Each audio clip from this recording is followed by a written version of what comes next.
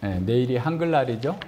한글 창제를 기념하는 한글날인데, 한글이 세계에서 아주 우수한 글자다라는 것을 이렇게 다 알려지고 있는 중에도 우리는 한글보다도 다른 영어나 이런 것들을 이렇게 더 많이 간판 이런 데서도 다 바뀌는 것 같아요. 그러니까 조선시대에는 한자가 어떻게 보면 양반들, 엘리트들에게 있어서 쓰는 거였고, 그냥 한글은 그냥 일반 평민들, 여인들이나 쓰고 있는 거다라고, 교육받지 못한 사람들을 위한 글이다라고 해가지고 반글이라고 했답니다. 반글. 그래서 이제 글자에 대해서 좀 무시하는 거죠. 그런데 이제 한글이 우리나라에서 아주 이렇게 획기적인 발전을 이룰 수 있었던 게 이제 1863년에 태어나셨던 그 목사님의 아들 헐버트 선교사에 의해서 그랬다는 거예요. 이 헐버트 선교사님은 그 가정의 그 교훈이 원칙이 승리보다 중요하다. 원칙을 잘 지키는 것이, 삶의 원칙을 지키는 것이 세상에서 성공하는 것보다 중요하다라고 하는 것을 늘 가르침을 받았던 것 같아요. 이분이 대학을 졸업하고 신학대학원에 들어갔던 그 상황 속에서 23살에 한국에 우리나라 최초의 교육기관인 유경기관이라고 하는 곳에 교사로 오게 됩니다. 교사로 와가지고 이분이 한국에 흠뻑 빠졌어요. 그 당시에 그 한국 상황은 뭐 보지 않아도 뻔하잖아요. 지금부터 한 140년 전쯤이니까 얼마나 열악했겠어요. 근데 한국을 굉장히 사랑하고 한국 문화를 사랑하고 이렇게 하면서 한글을 접하게 되면서 깜짝 놀란 거야. 이렇게 좋은 글이 없다. 한글은 그 어떤 세계의 어떤 문자보다도 뛰어난 그런 문자다라고 해가지고 이분이 한글을 보급하는데 엄청 애를 써요. 그러면서 한글이 글자나 이런 그 음성을 다 표현할 수 있는 게 너무 좋은데, 그 당시만 해도 한글이 띄어쓰기가 안 된 거야. 옛날에 보면 나라 말싸미 어쩌고 하면서 다 붙어 있잖아요. 한글도 그랬고 일본어도 그렇고 중국말도 그랬었대요. 다 띄어져. 그러니까 우리 히브리, 헬라어 옛날에 다 띄어 있지 않아서 다 붙여 있었어요. 근데 그분이 와가지고 영어처럼 띄어쓰기를 해야 더 의미가 잘 살아나겠구나 해가지고 띄어쓰기를 하고 최초로 한글 교과서를 만들어요. 세계에 돌아가는 동향이나 또는 어떤 지리에 관련된 그런 교과서를 만들어가지고 그렇게 하고, 또 한국에 대한 우수성에서 막 이렇게 미국에 쓰고, 한글에 대한 논문도 막 몇십 편을 이렇게 써요. 그러면서 이제 미국에 있는 그 언론에다가도 이렇게 기고도 하고 하면서 모든 기독교 국가는 조선을 도와야 된다.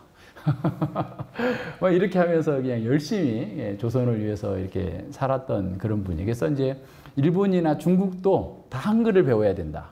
그래야지 사람들이 문명에서 벗어날 수 있다라고 하면서 당시에 그 한글이 이렇게 좋은 글인데도 엘리트층들이 한글 공부를 하지 않는 것에 대해서 굉장히 통탄했다라고 얘기합니다. 그러면서 그분은 한글과 견줄 만한 문자는 세상 어디에도 없다라고 할 정도로 한글을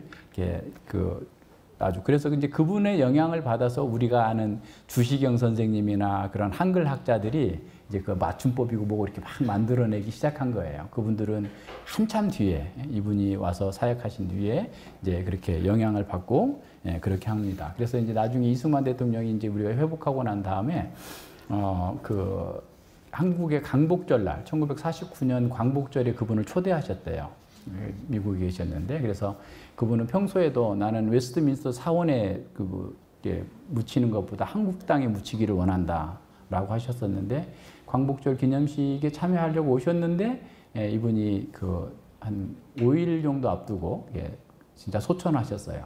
그래서 양화진에 선교사 묘역에 묻혀 있습니다. 우리가 그런 내용을 알았으면 거기 갔을 때 좀 더 자세히 보는 건데, 그분 책도 한번 보면 좋겠어요. 이제 감리교였었기 때문에 그런데 어쨌든 그 상관은 없고, 그래서 우리는 그런 문자를 통해서 사상이 축적되고 다른 후대에 전달됩니다.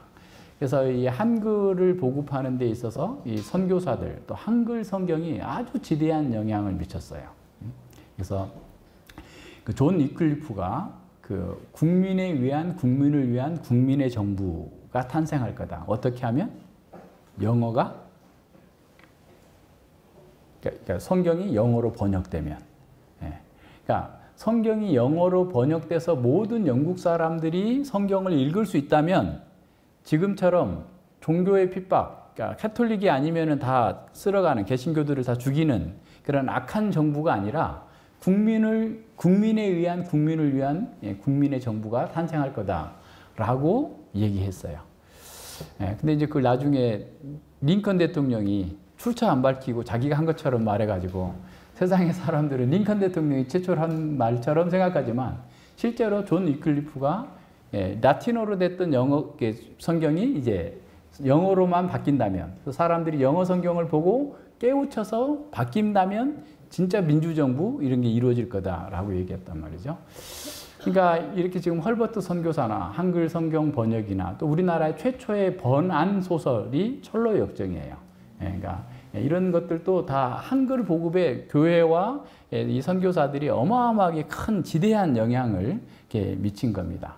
그래서 이제 그 헐버트 선교사는 뭐라고 얘기했냐면, 영국이 라틴어를 버린 것처럼 한국이 한자를 버려야 그런 세상이 곧 올 거다. 그러면 한국은 문명 대국이 될 거다라고 했는데, 어떻게 보면 지금의 우리나라의 세계적인 위상이 높아진 것도 이런 헐버트 선교사나 교회가 성경과 한글을 열심히 해가지고 이제는 모든 사람이 문맹률, 우리나라 세상에서, 세계에서 문맹률 없는 나라 1위예요.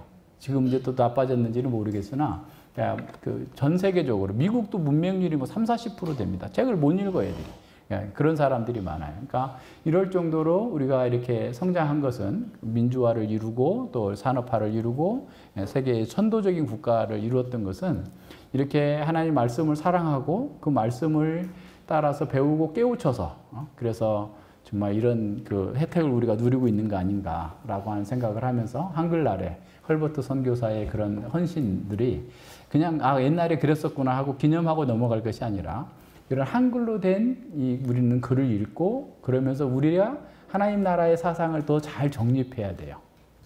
잘 정립해서 그 하나님 나라의 사상으로 빛을 비추는 역할들을 해낼 때 한국 사회가 밝아지고 또 교회가 하나님 나라의 영광을 잘 드러낼 겁니다.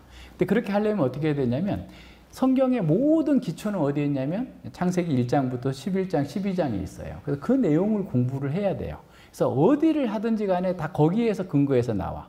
그러니까 그걸 공부하지 않고서 성경을 보면 어려워요. 로마서도 그렇고 복음서도 그렇고 어떤 성경도 다 어렵습니다. 그래서 전에도 말씀드린 것처럼 창세기 공부하고 십계명 하고 난 다음에 또 십계명 공부 끝나면 다시 창세기 하고, 그 다음에 다시 하나님 나라고, 또 다시 창세기 하고 산상수훈하고, 또 계속 그게 기초가 잘 돼 있어야지, 그냥 툭 하면 나올 정도 돼야지 다른 성경이 보여요. 요한계시록까지 다 하나로 연결되어 있기 때문에, 그래서 그게 기본적으로 되어 있다라고 전제하고 저는 빨리 나가고 싶은데 이제 아니에요 라고 하시는 분들이 많아서 천천히 하기로 했어요. 천천히 하기로 했는데 어쨌거나 그거 꼭 공부하셔야 돼요.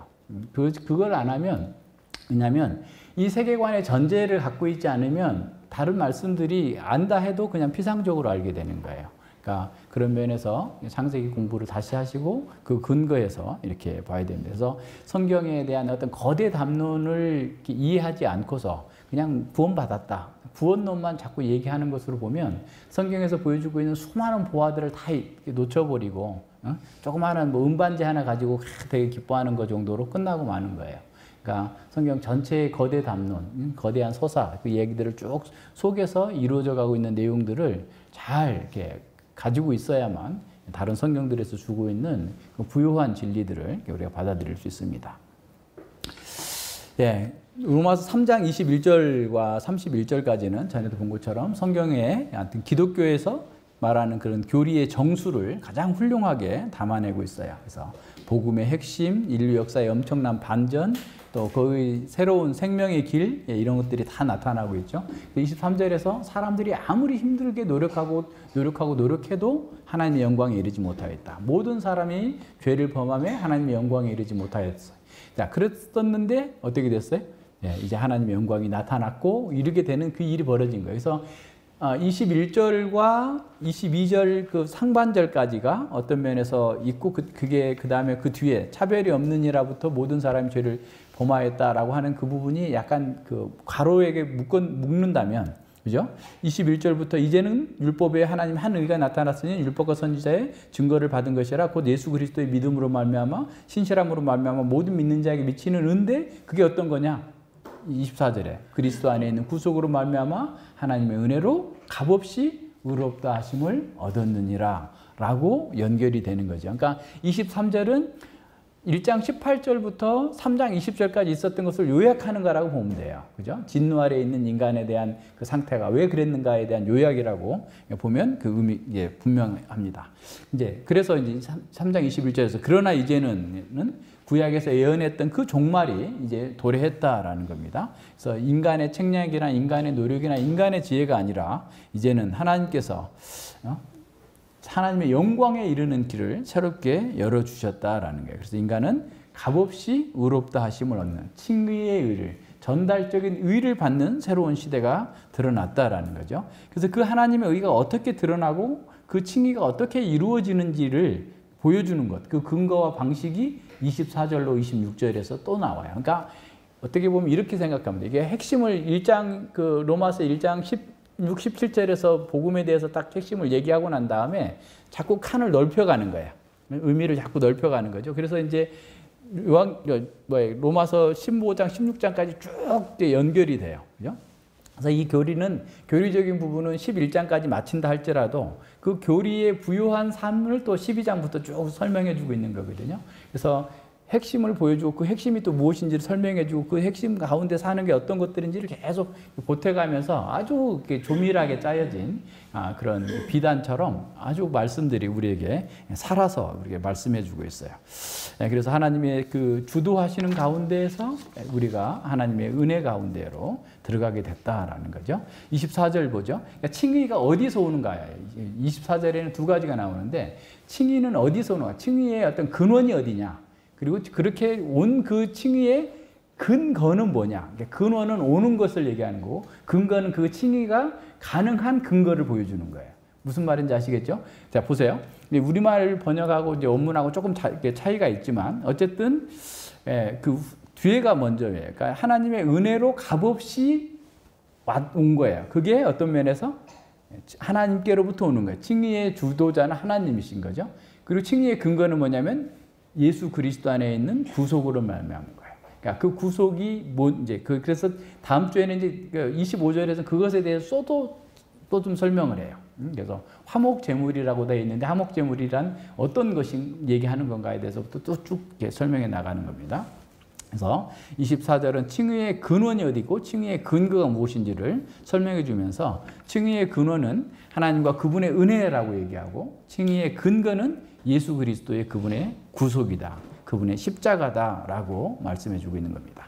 그래서 우리가 여기서 사용된 용어들이 다 성경 전체를 요약해 주고 있는 정수이에요. 그래서 온전하게 그것을 이해하고 진리의 체계를 바르게 세우는 것이 중요합니다. 그래서 하나님의 은혜로 값없이라는 말을 한번 생각해 봅시다. 값없이라는 말은 하나님의 의가 그분의 주권적인 뜻 안에서 어떤 그 사람의 요구나 사람의 어떤 그 보장이 필요 없이 온전히 하나님의 뜻 가운데에서 이렇게 결정된다라는 것이고 그걸 받는 사람이 어떤 것도 보탤 게 없다라는 겁니다. 이바지할 것이 전혀 없다라는 것을 선언하고 있는 거야.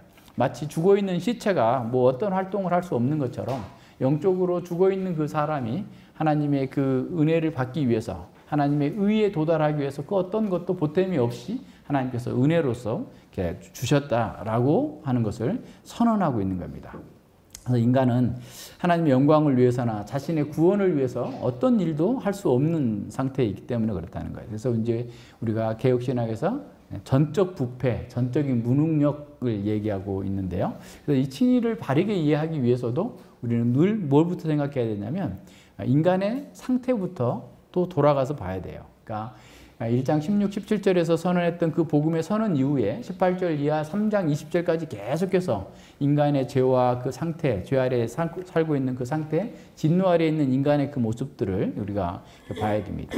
그래서 우리가 인간이 철저하게 부패됐다, 전적으로 부패됐다라고 했을 때 어떤 사람들은 너무 과도하게 그걸 이해하는 분들이 있어요. 그러니까 어떻게 이해하냐면 인간은 뭐 그냥 완전히 완전히 쓰레기가 됐다고 할 때도 아무것도 선한 일을 할 수 없다라고 생각을 하는 거예요. 그러니까 인간이 악을 행하는 그 모든 것 속에서 그냥 거듭나지 않는 사람들은 양심의 기능도 제대로 하지 못하는 사람들처럼 그냥 다 잘못됐다라는 식으로 보는 거예요. 근데 그거는 그렇지 않아요.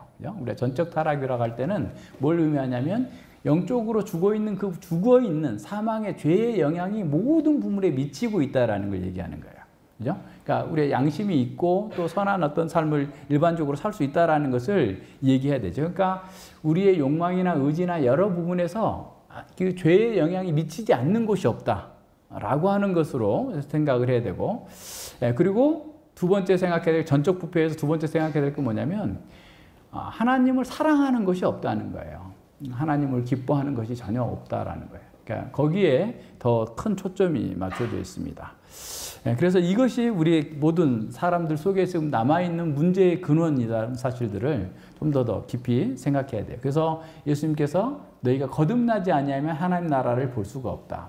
또 육신으로는 이 하나님의 교리를, 진리를 깨달을 수 없다라고 바울 사도도 얘기하고 있는 겁니다. 그래서 만물보다 심히 거짓되고 부패한 것이 인간의 마음이다라고 했지만 성경에서 그 외에도 수많이 얘기하고 있죠. 그러니까 다른 모든 도덕적인 피조물들은 사실은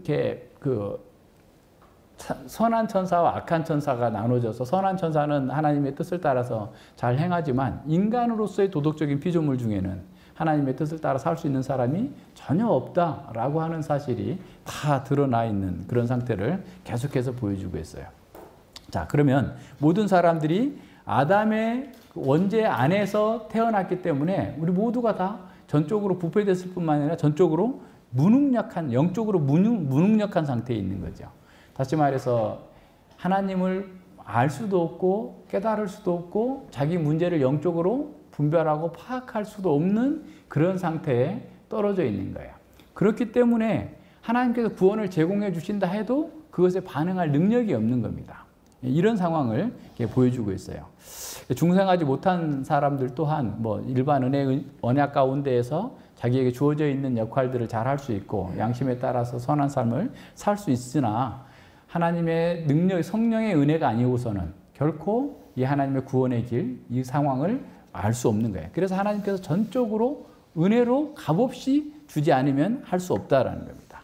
그래서 인간이 스스로 하나님께 나아갈 수 없다는 사실이 명백해진 상황에서 하나님께서 때가 찼고, 그죠? 그러니까 모든 상황들은 다 메시아가 오시는 그때, 그 메시아가 오셔서 그 문제를 해결할 것이다라고 하는 그 정해진 때에 메시아가 여인의 후손으로 여자에게 나시고 율법 아래 나셔서 우리의 문제를 해결해 주시는 겁니다.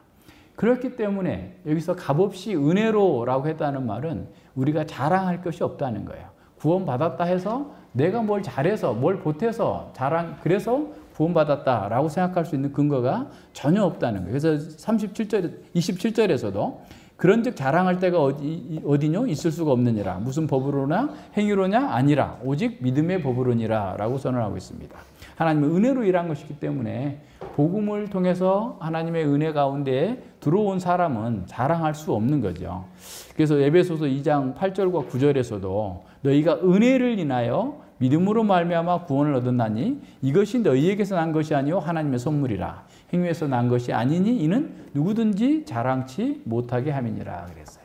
자랑할 수 없다라는. 그래서 우리는 늘 하나님의 은혜만을 자랑하고 그리스도만을 자랑하고 십자가를 자랑해야지 우리 육신의 것을 자랑하는 것은 이 복음의 원리와 도리를 이해하지 못한 것이 되는 거죠. 그래서 구속의 가장 중요한 내용은 사실은 의롭다 하심을 얻은 이 칭의인 거예요.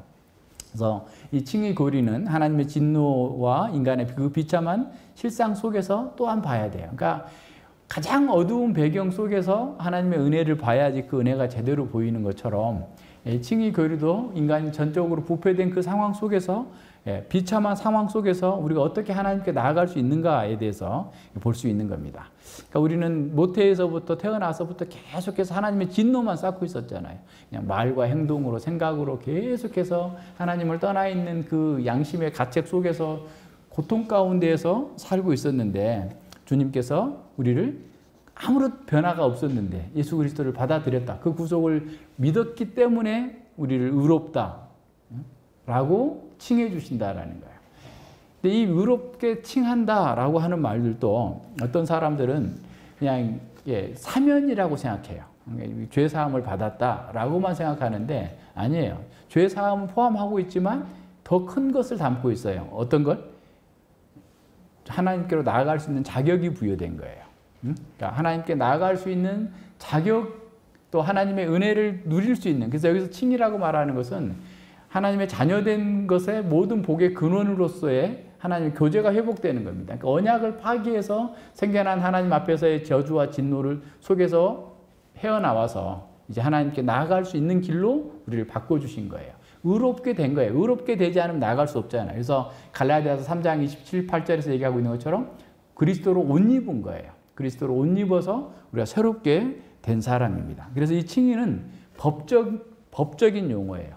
그러니까 우리가 이미 칭의가 의롭게 되었다라고 하는 것이 실제로 의로워진 것이 아니라 법 앞에서, 하나님의 공의로운 법 앞에서 너희는 의로운 사람이 되었다라고 칭하해 주는 거예요.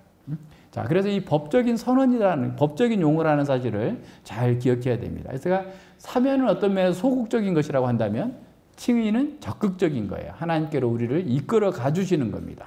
그래서 죄사함만을 선포하는 것은 너는 이제 됐다. 내가 이제 더 이상 죄값을 물지 않겠다. 또는 뭐 돈을 면제해 주겠다. 뭐 이런 것이라고 한다면 칭의는 어떤 거예요?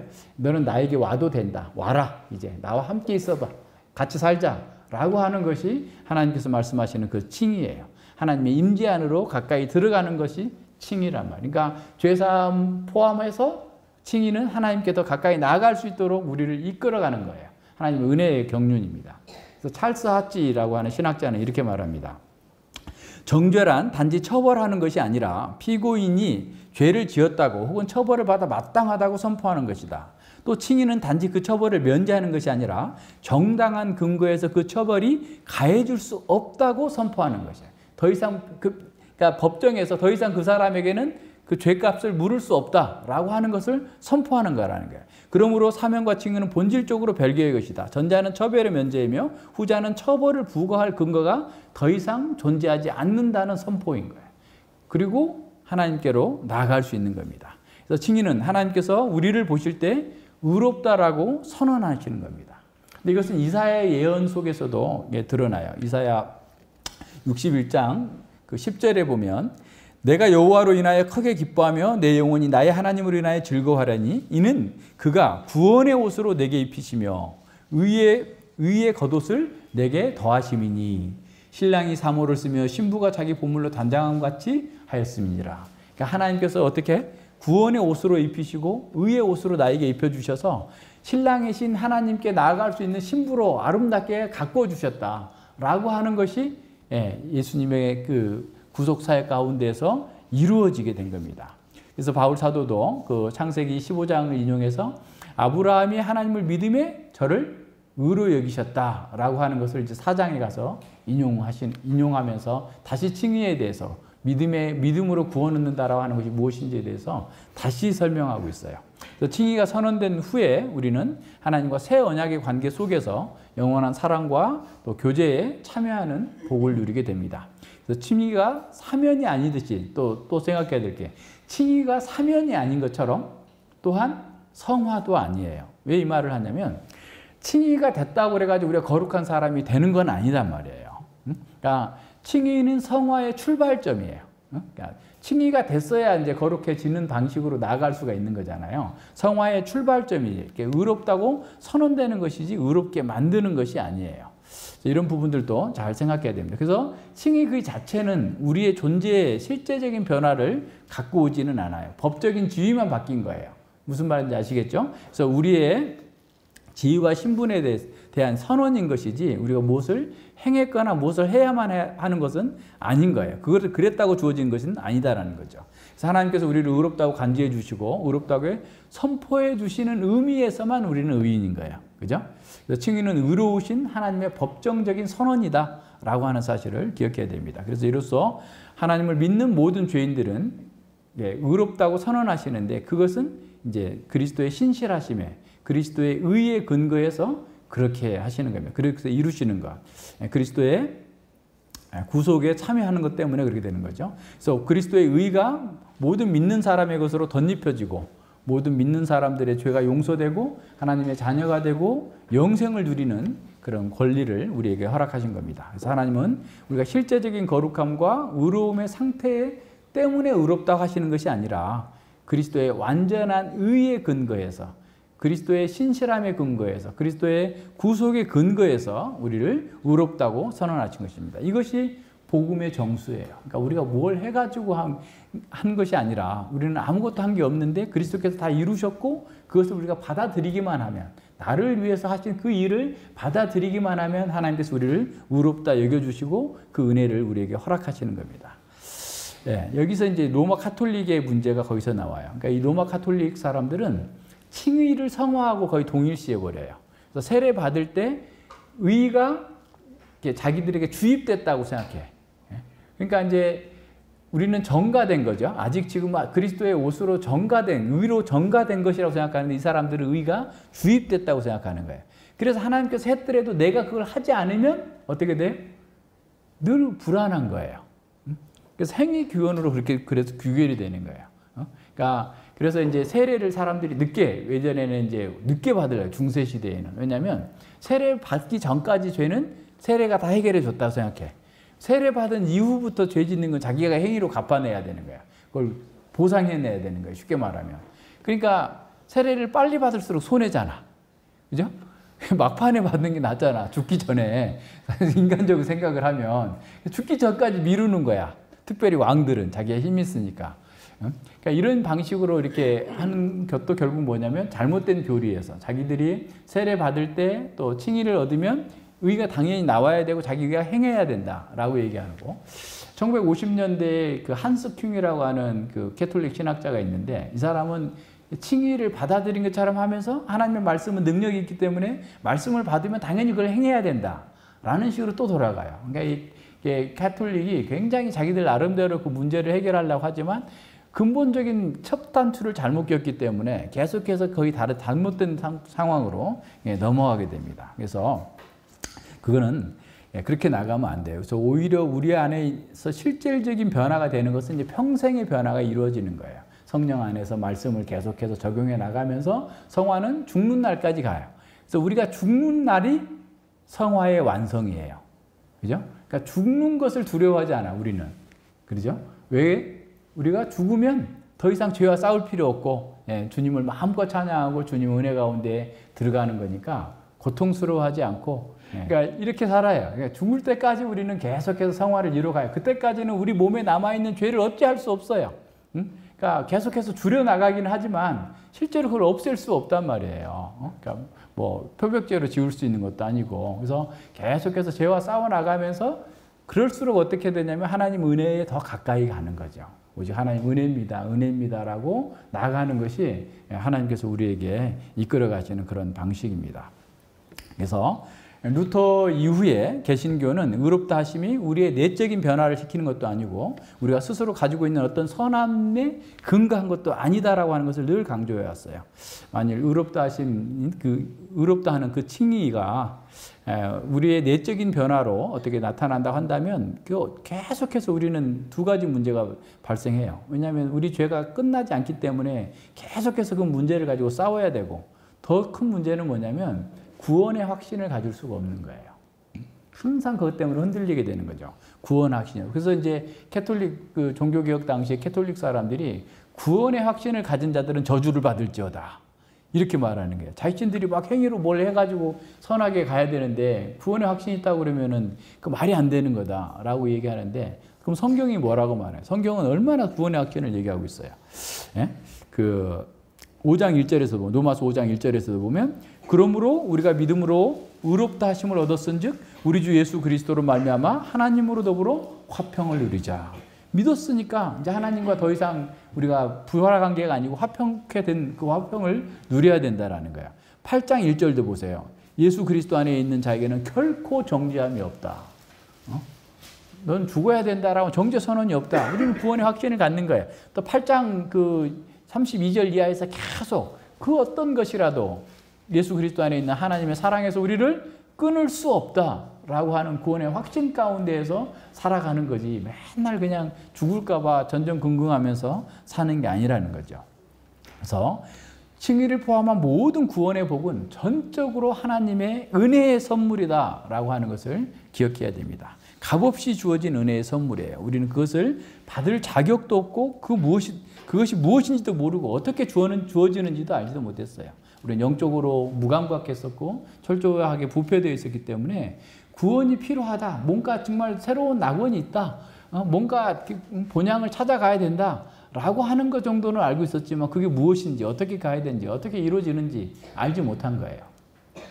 최근에도 어떤 그 유튜브 방송에서 잠깐 본 것 같은데 이분들이 대단한 석학이에요. 뭐 하버드에서 뭘 했고 했던 이런 분들인데 또 어떤 정치인 말 잘하는 정치인 이런 사람들이 대담한 내용 잠깐 이렇게 봤는데 이 사람들은 진화론에 근거해서 인생의 목적을 찾으려고 하는 거예요. 다 허무. 근데 그 허무를 극복하는데 고작 하는 게 실존주의적인 방식이에요. 실존주의적인 방식은 세상이 부조리하고 허무하고 인생이 절망적이다라는 걸 알지라도 네가 최선을 다해서 노력해라. 살아라. 시치푸스의 신화처럼 까뮤가 시치푸스 신화에 그냥 그 시치푸스가 계속 그 돌을 저주받아가지고 인간에게 불을 줘가지고 저주받아가지고 그걸 커다란 바위돌을 갖다가 산 꼭대기까지 밀어 올리고 그럼 다시 내려오고 그럼 다시 끌고 올라가고 근데 저렇게 사는 게 무슨 의미냐? 사람들이 정신 차리고 보면 인생이 그렇게 사는 게 무슨 의미냐? 라고 생각할 수밖에 없잖아요. 근데 실존주의자들은 어떻게 말해요? 자 봐라.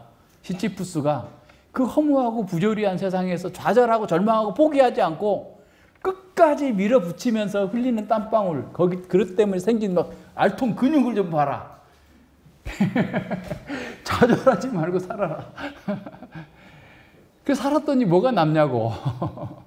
또 역시 허무와 절망이에요. 그래서 실존주의자들이 가장 많이 어떻게 해요? 자살. 해밍웨이 정말 주옥 같은 글들을 남기고 성공해가지고 어마어마한 돈을 벌고 수많은 여자들과 관계를 맺고 정말 세상에 부러울 것 없이 사는 사람인데 마지막에 쓴 단편 소설이 있어요.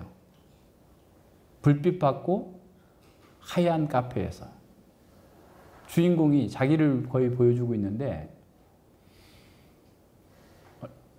2주 전에 자살을 해다 실패한 사람. 그러면서 그 글에 뭐가 나오냐면 하늘에 계신 허무여. 주기도문을 패러디로 거기다가 하나님 자리에다 허무를 넣었어요. 그 사람 어떻게 됐어요? 이 세상 허무한데 내 마음대로 아무리 잘 살려고 해봐도 안 됐는데 죽는 시간이라도 내가 정할 거야 하면서 값비싼 총으로 확 하고 죽은 거야. 그게 인생이에요. 그렇게 사는 거예요. 답이 없잖아요. 답이 없어요. 근데 그런 사람들이 강연하고 가르치고 하는데 막 수백만 조회가 되고 이렇게 하고 있어요. 허무해, 허무. 진화론에서 그래서 그 사람들 하는 얘기가 생물이 계속 진화하다 보니까 내가 많은 정보를 종합해가지고 인생의 목적이 뭔지를 생각하게 됐다는 거야. 야, 참 머리하고는 내 속으로 그죠? 영적인 무능력, 영적인 부패 속에 있는 사람들은 결론은 그거밖에 없는 게 하나님 없이 문제를 풀어내려고 하니까 결국 자기네도 허무하다는 거예요. 자기도 허무하고 자기랑 강의 듣는 사람은 다 허무하다고 얘기한다는 거야. 그럼에도 불구하고 그렇게밖에 살 길이 없는 거죠. 제시하고 있는 게 그런 거예요.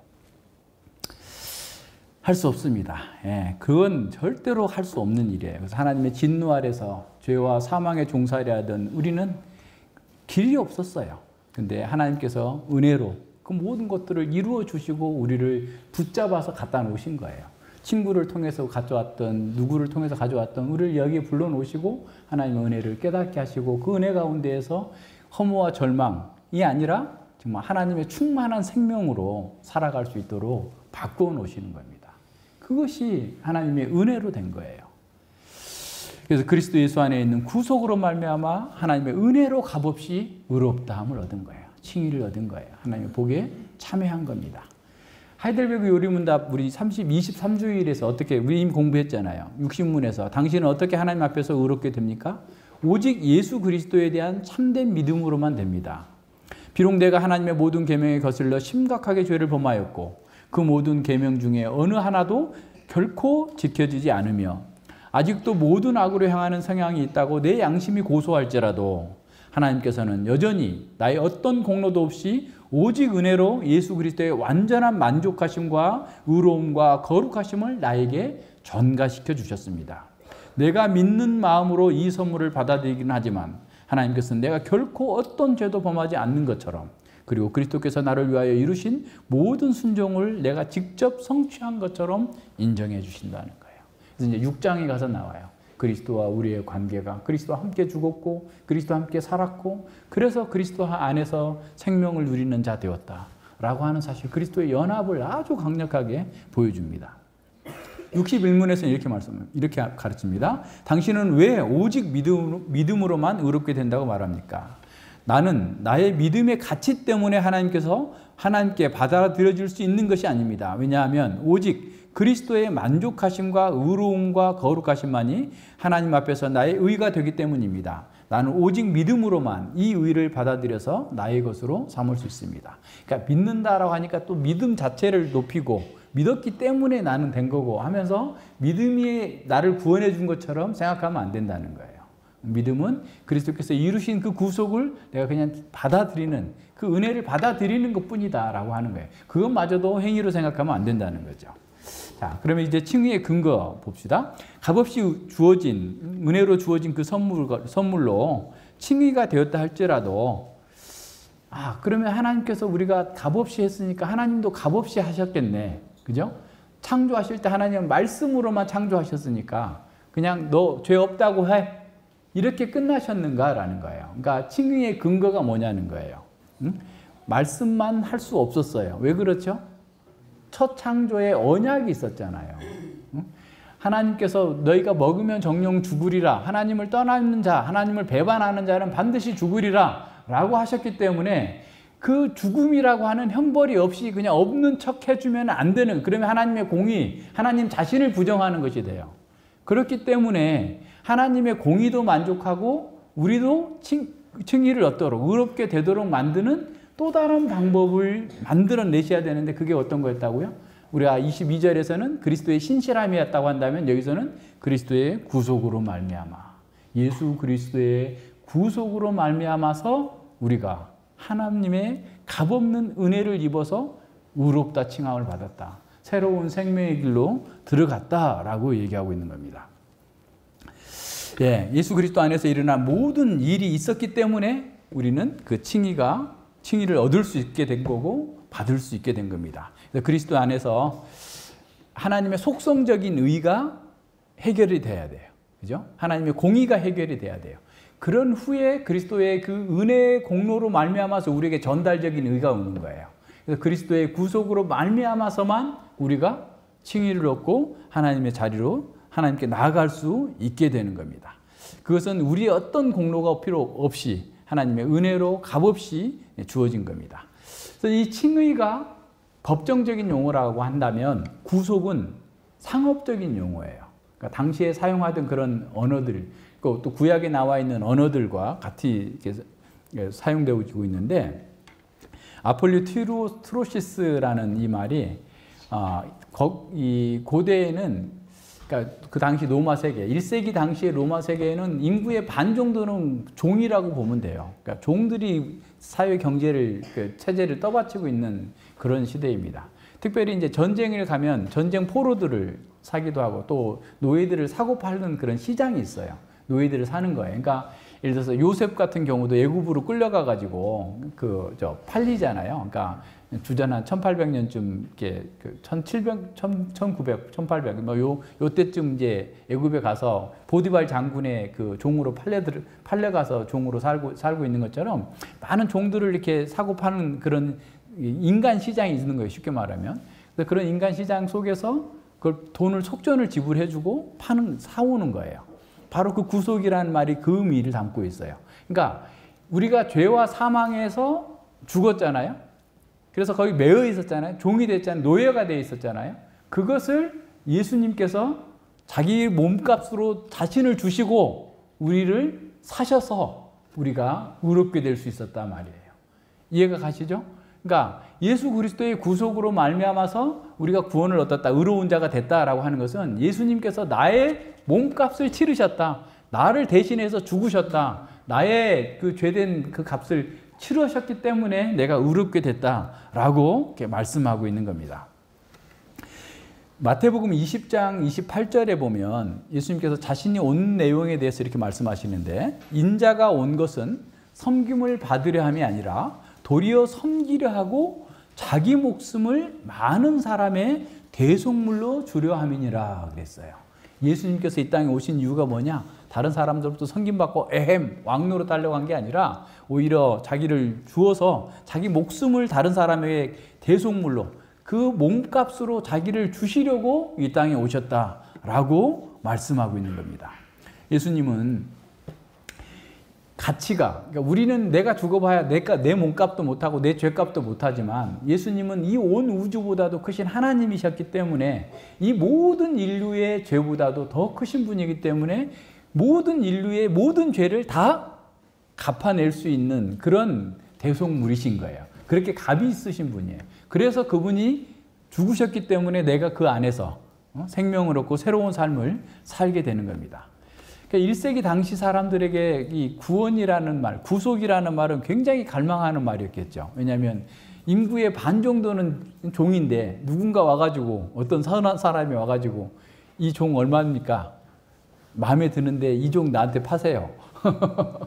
라고 해서 그냥 또 자기 종으로 삼는 게 아니라 자유인이 되게 하고 모든 양자로 삼아서 자신의 권리와 특권을 다 그에게 양도해 준다면 그거보다 복이 어디 있어요? 그래서 복음인 거예요. 기쁜 소식인 거예요. 그죠? 예수 그리스도로 말미암은 이 구속은 그 무엇으로도 바꿀 수 없는 가장 기쁜 소식이고 가장 복된 소식인 겁니다.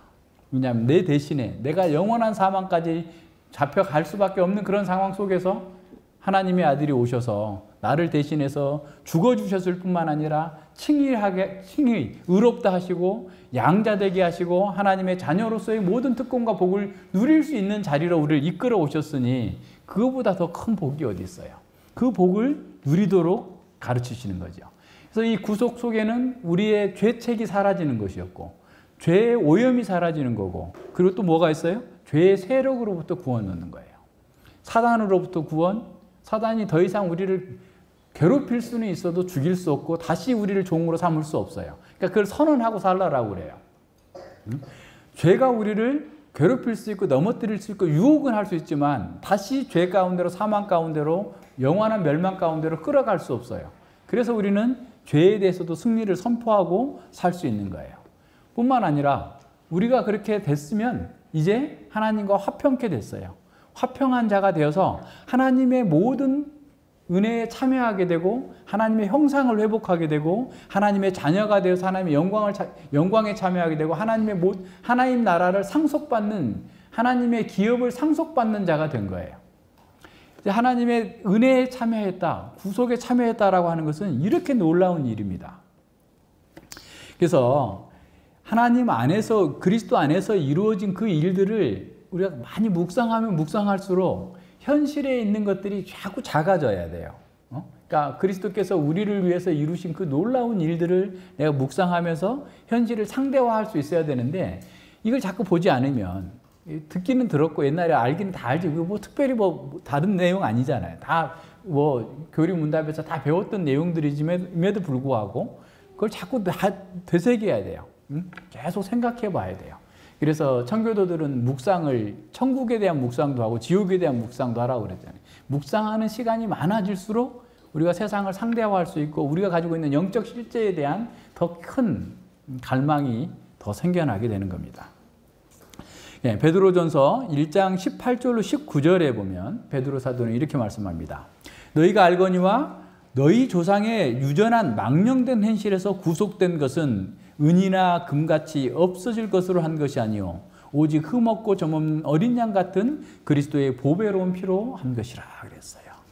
네, 우리가 구속받은 것은 우리의 노력, 금이나 은이나 이런 것으로 한 게 아니고 오직 흠없고 점없는 어린 양 같은 그리스도의 보배로운 피로 한 것이에요. 그리스도의 보배로운 피로써 우리가 구속을 받고 죄와 사망에서 해방되고 하나님의 자녀가 되고 하나님 나라를 상속받는 영원한 영광에 참여하게 된 겁니다.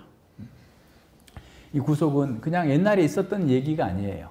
역사 가운데 있었던 실제적인 사건이에요. 그냥 단지 어떤 사변적인 그런 개념이 아닙니다. 구약에서 그 레위기 25장에 보면 기업 물을 자가 나오죠. 고엘. 이제 땅을 이렇게 팔았어. 누구한테 문제가 있어가지고 전당 잡혀다 넘어갔어요. 그러면 그 가장 가까운 친척이 와서 그걸 사주는 거예요. 룻기에서 보는 것처럼. 그죠? 또 다른 사람이 종으로 팔려 나갔어요. 종으로 팔려 나갔으면 그 친척이 와서 그 종값을 내고 몸값을 내고 자유케 해주는 거예요.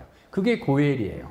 바로 예수님이 그런 구속자, 고엘로서 우리의 죄를 짊어지시고 우리를 대신해서 죽어주시고 우리를 해방케 하시고 하나님의 자녀로 삼아주신 거예요. 뿐만 아니라 이 구약에서 애굽에서 출애굽하는 것들, 죄와 사망에서 구원받는 것들, 바벨론에서 나오는 것도 다 여기 고엘로 여긴 거죠. 그러니까 이 구약에 있는 모든 사건들은 예수 그리스도 안에서 이루어지게 될 그 구속을 여러 부분과 여러 모양으로 증거하고 모형적으로 예표해 줬던 거예요. 근데 그것이 때가 참에 마지막 때에 예수 그리스도 안에서 그걸 이루어졌고 그것을 우리는 지금 누리고 있는 것입니다. 그래서 구속은 예수 그리스도로 말미암아서만 일어나서 우리의 구원의 근거는 예수 그리스도의 그 구속으로 말미암은 것이기 때문에 그런 겁니다. 그래서 모든 역사의 초점이 여기에 있는 거예요. 그래서 그 역사의 초점이 딱 도래하자 그 복이 확 열린 거죠. 그러니까 우리 이제 가을 운동회 하면 생명나무도 운동회 할까? 네, 운동회를 하면 우리 막 이렇게 조그마한 바구니 2개 합쳐가지고 속에다가 막 선물도 넣어놓고 막 무슨 뭐 색종이 막 열어놓고 있다가 막 무슨 이만한 뭐 오자미 콩 넣어가지고 막 던지잖아요. 막 던지면 때가 되면 먼저 터지는 쪽이 이기는 거잖아. 근데 뭐 막 터지면은 그 선물과 더불어서 막 화려한 이렇게 나오는 것처럼 예수님의 구속을 역사는 계속해서 예언해 줬어요. 두드렸어요. 그래서 구약의 중간기 백성들은 메시아가 오기 위한 해산의 수고라고 생각했어요. 무슨 말인지 알겠죠? 그러니까 그들이 당하는 고난을 견디면서 메시아가 올 때까지 계속 우리는 주님의 길을 예비해야 된다. 이런 마음으로 그걸 견디면서 나왔는데 드디어 예수님이 오셔가지고 그걸 확 이루셔서 우리에게 지금 복이 떨어진 거예요.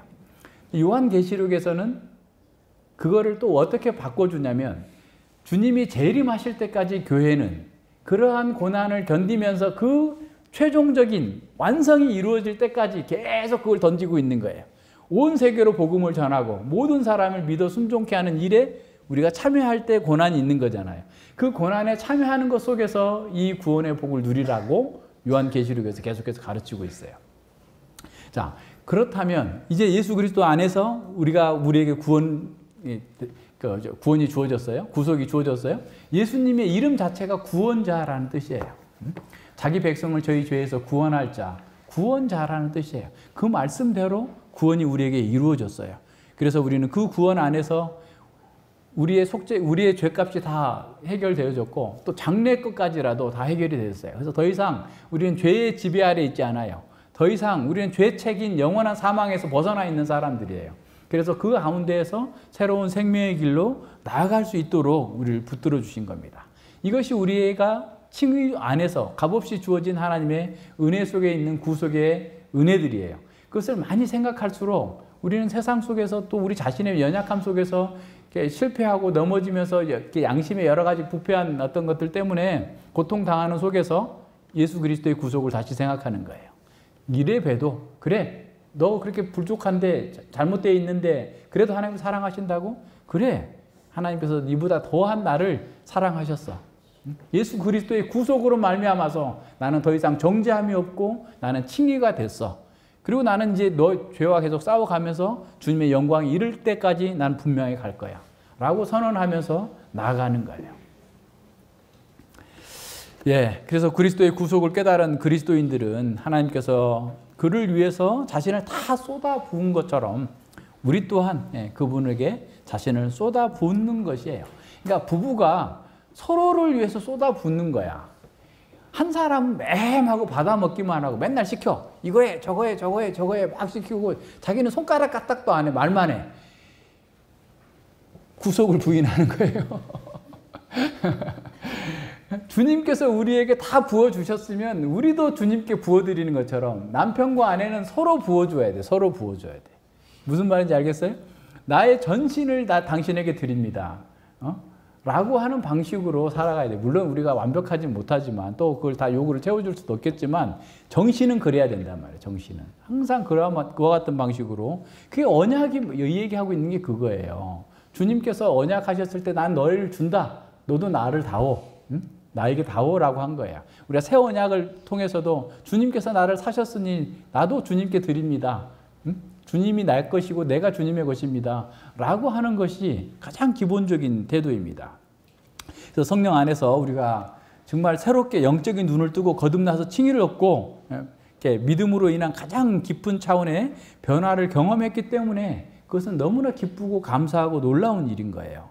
그래서 예수 그리스도의 제자가 되는 것은 총체적인 관점의 변화를 통해서 실천적인 지혜와 능력을 소유하는 겁니다.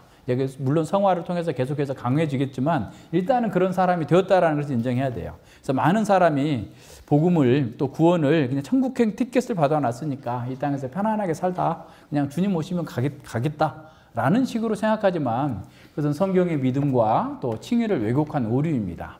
하나님의 은혜는 사랑으로 역사하는 믿음으로 일하면서 열매 맺도록 되어 있어요.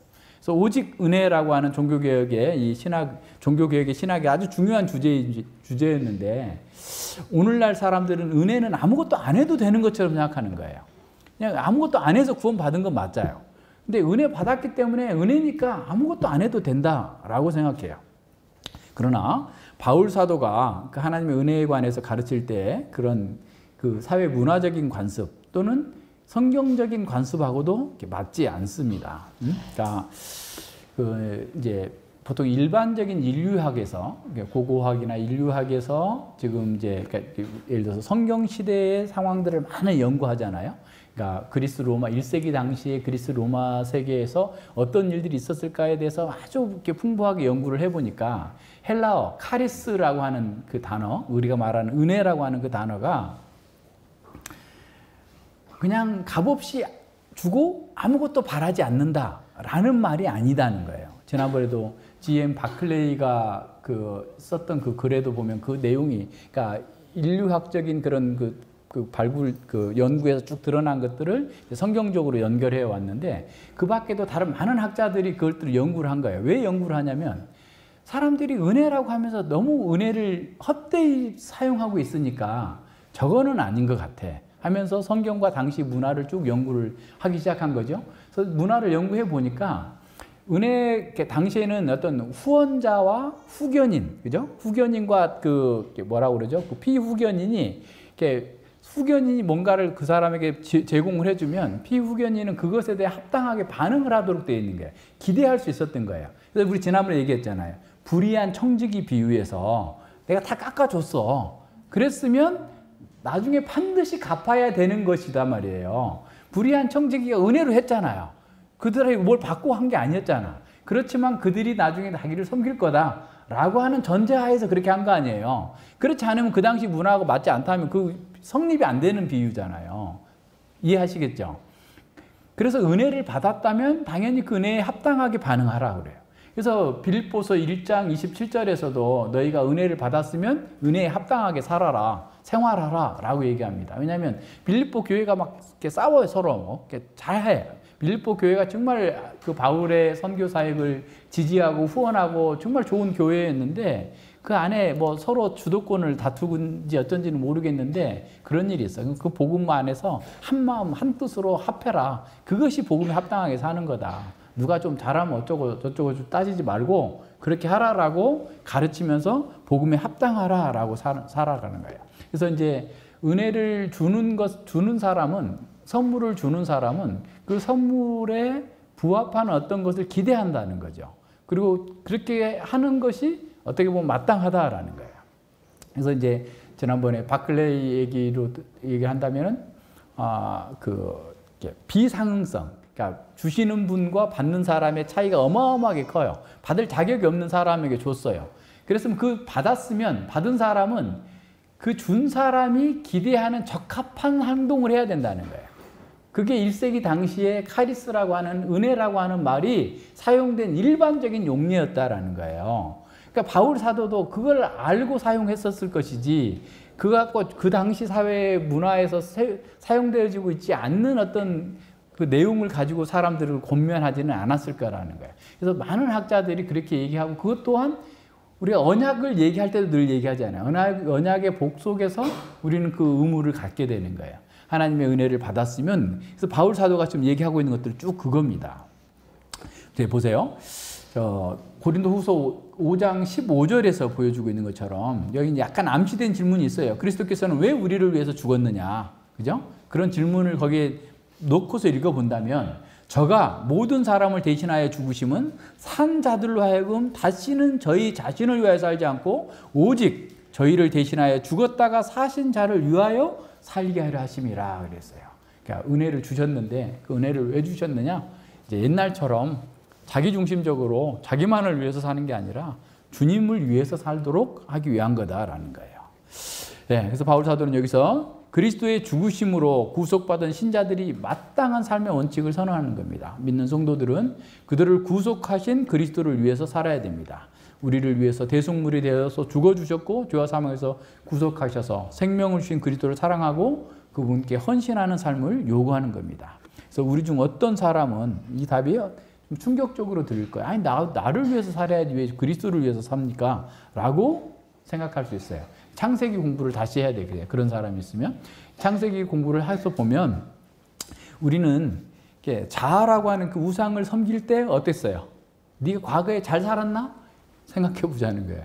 아니에요. 그 고통 속에 자아라고 하는 틀 속에서 갇혀가지고 죄와 사망에 갇히는 거예요. 자아를 우상으로 섬기면 그건 스스로를 고통스럽게 만드는 거고 고통 가운데 살기로 작정하는 겁니다. 그래서 우리를 위해서 우리가 그리스도의 성품과 그리스도의 삶을 닮은 삶은 우리를 위한 거예요.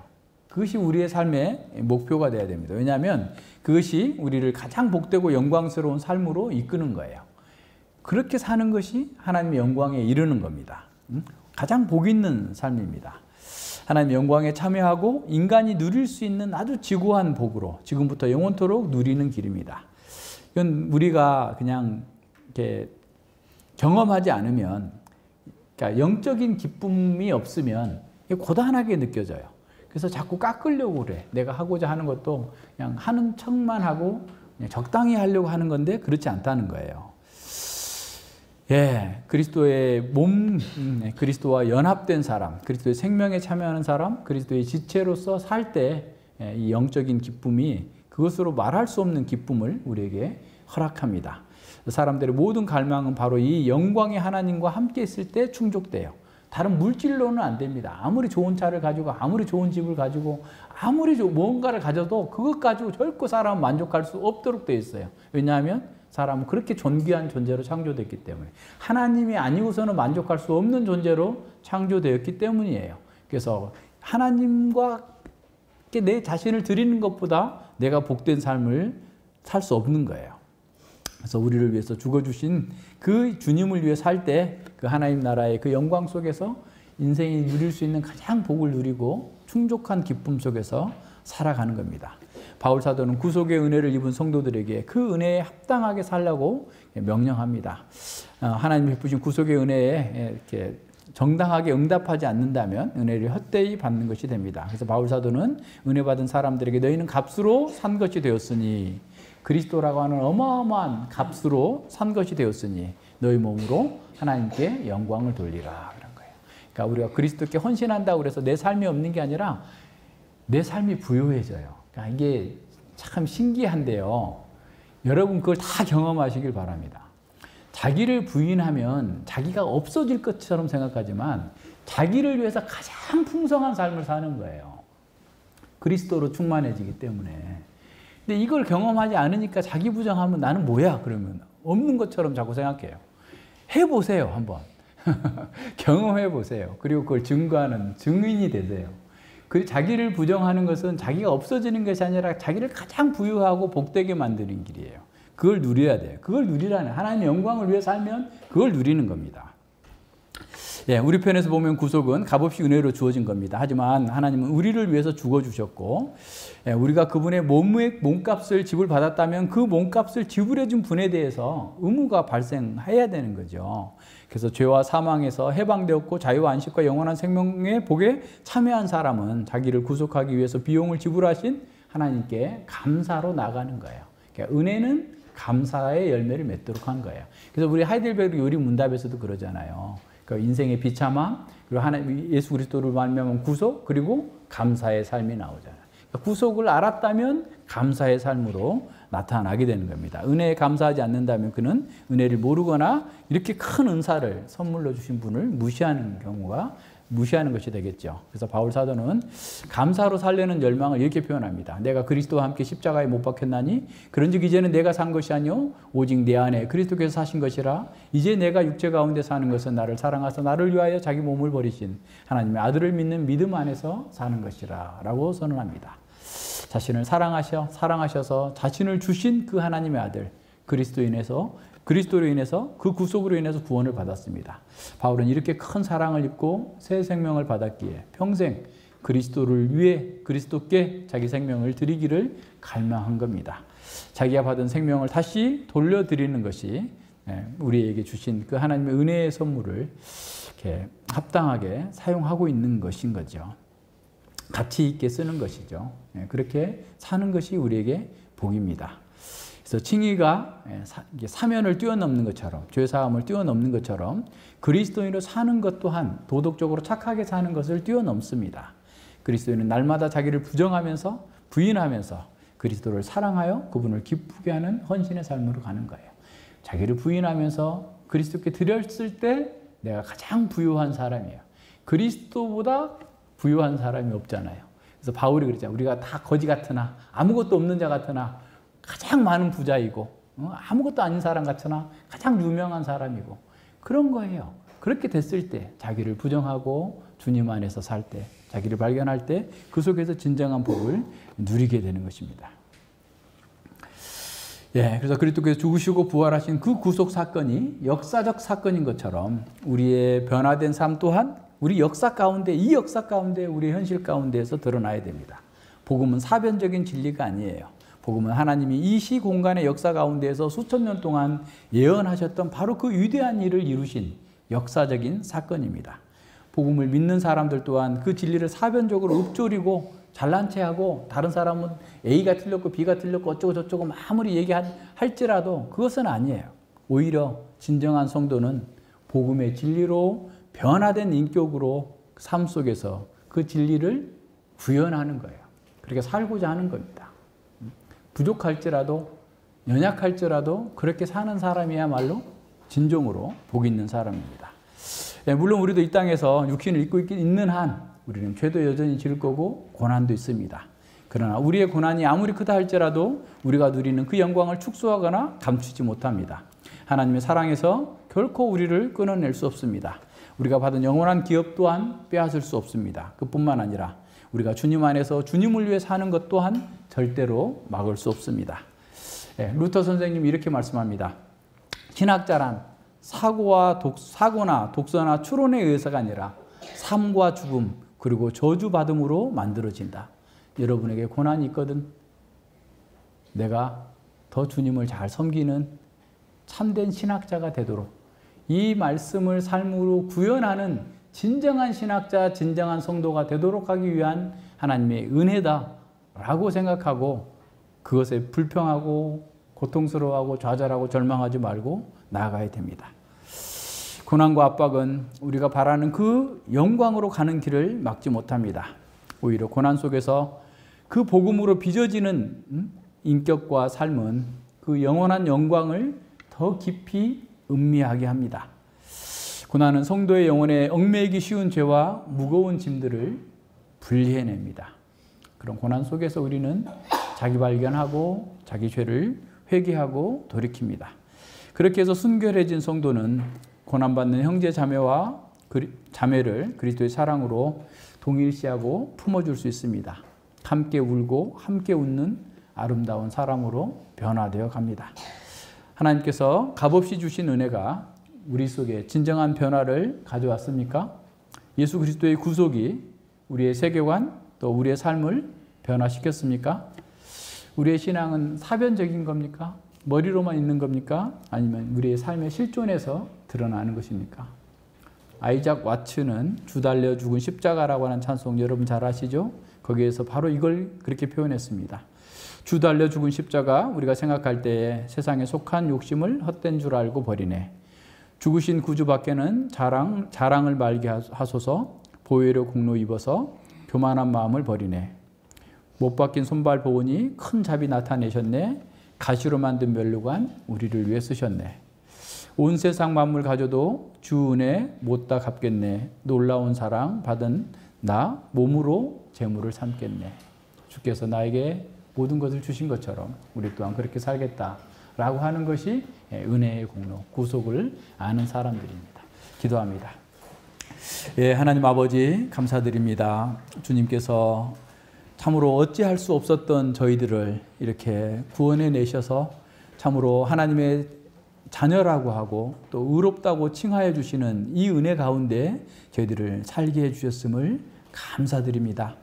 우리가 이러한 은혜를 받고도 이 은혜에 진착하지 아니하고 세상의 헛된 것들을 자꾸 돌아보면서 우리의 영적인 시야가 흐려지고 헛된 것들에 우리의 마음이 빼앗겨져서 우리의 삶 또한 부실한 점들이 굉장히 많았음을 고백하지 않을 수 없습니다. 이제 주님께서 얼마나 큰 사랑을 우리에게 보여주셨고 그 사랑 가운데에서 우리가 얼마나 놀라운 그 은혜를 입고 새로운 사람으로 새로운 정체성으로 바뀌었는지를 늘 묵상하면서 참으로 주님께서 자신을 우리에게 전부를 주신 것처럼 저희들 또한 주님께 온전히 자신을 다 내어드림으로 말미암아서 세상이 줄 수 없는 그 충만함과 기쁨 속에서 주님과 함께 영원한 복을 누려 갈 수 있도록 이끌어 주시옵소서. 주께서 우리 교회에게 맡기신 이 놀라운 사명은 바로 이러한 주님의 구속을 값없는 은혜를 증가하라고 우리를 부르셨습니다. 저희들이 또한 이 은혜를 깊이 체험하고 이 은혜를 삶으로 구현해내면서 주님께 영광 돌릴 뿐만 아니라 우리 이웃들에게 복음을 증거할 수 있도록 함께하여 주시옵소서. 감사드리오며 예수님 이름으로 기도드립니다. 아멘.